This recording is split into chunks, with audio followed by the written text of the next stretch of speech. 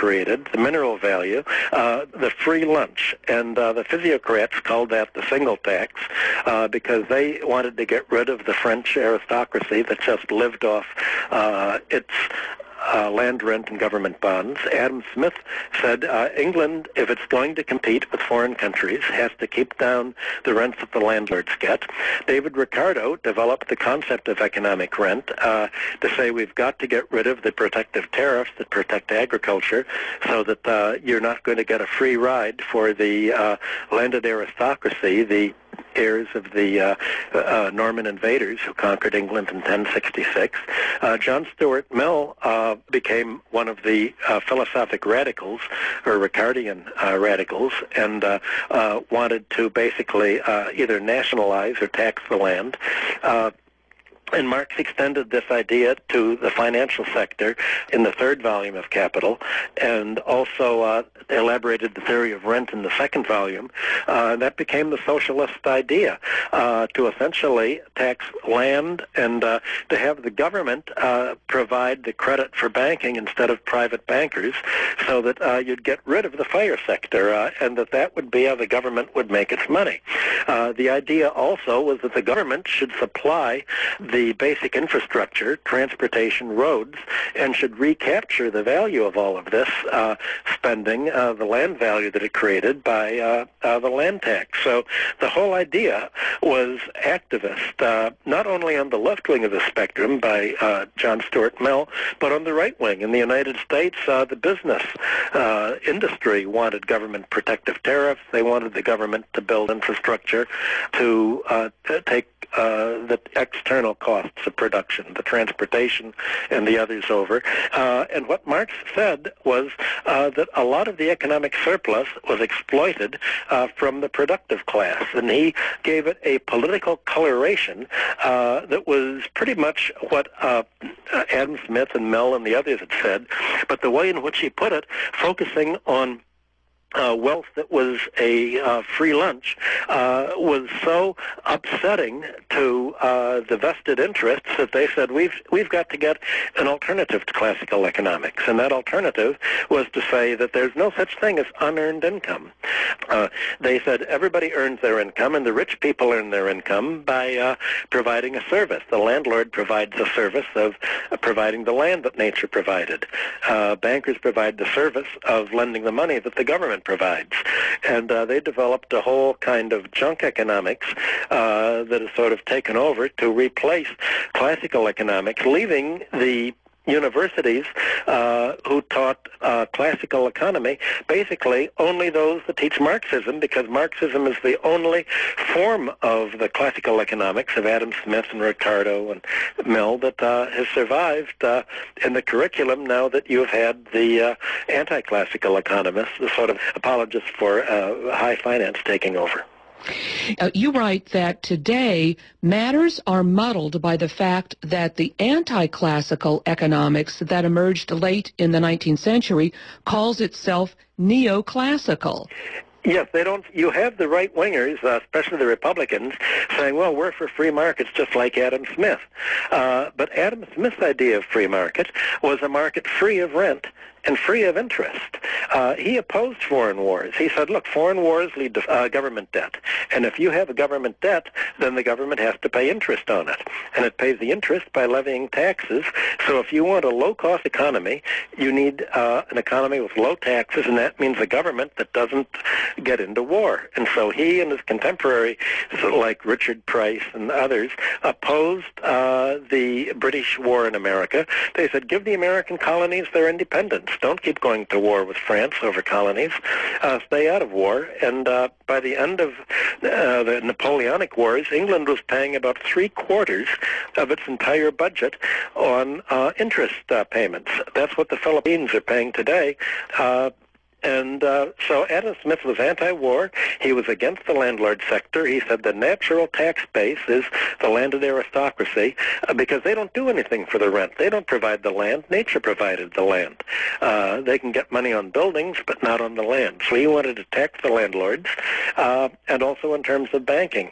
He was against the bankers making money on the national debt. So the right-wingers today, when they quote Smith, never have you actually read him. The last thing they'll do is teach what he wrote, and in fact, the history of economic thought has been dropped from the academic curriculum where it used to be a core course when I was getting my PhD in the 1960s. Yes, you go on to say that neoclassical economics should rightly be called anti-classical because it avoids dealing with wealth, debt, and social structures. That's exactly the point. They called it neoclassical so nobody would see that they've taken the words of the classical economists in the 19th century and they've used the kind of Orwellian doublethink.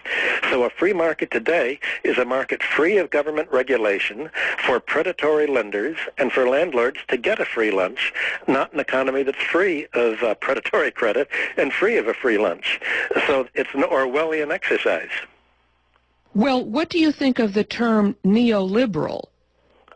The neoliberal is the opposite of the old liberal. It's another form of doublethink. The liberals in the 19th century were the people who wanted to tax land to get to free the market from rent and interest. The only way that you could do this in the 19th century was creating a democratic government strong enough to check the vested interest, to control real estate and finance, to subordinate it to the public wealth. Today, a neoliberal wants to get rid of government, to give a free rein to Wall Street, and neoliberals claim to be against centralized planning, but they're for centralized planning. They just want to shift centralized planning out of the hand of elected officials into the hands of Wall Street. And that's why Mr. Bernanke says that the hallmark of democracy is an independent Federal Reserve and an independent central bank. But that's actually the hallmark of oligarchy. If finance is the economy's planning center, then you want that controlled by the government and by elected officials. You don't want it controlled by Wall Street. That's the opposite of democracy. Well, it's this mystification of the language that has everyone so confused and makes economics so difficult for people to comprehend. That's the purpose. If you're going to use an economic system that's exploitative, you want to tell people that they're getting rich by going into debt.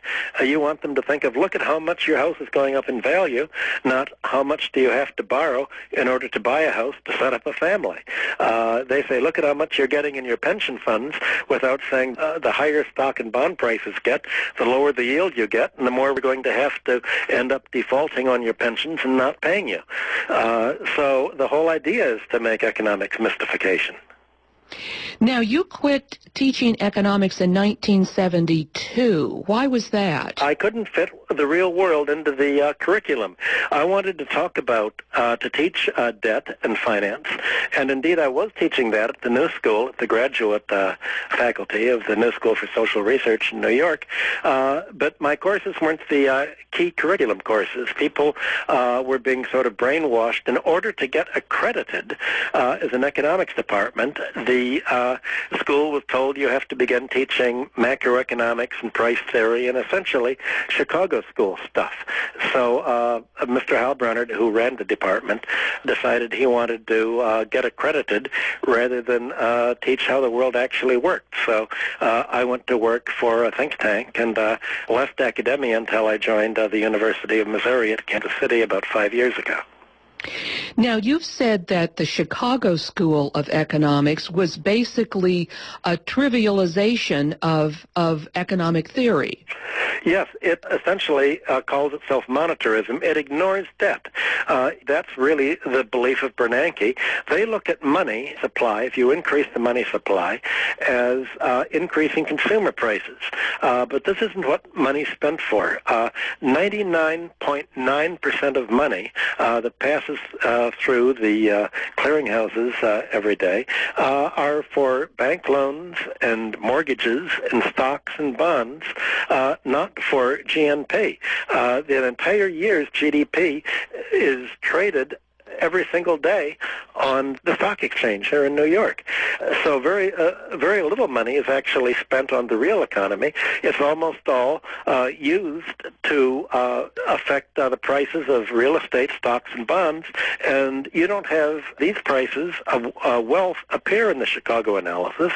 You don't have the maldistribution and increasing concentration of wealth taught at Chicago.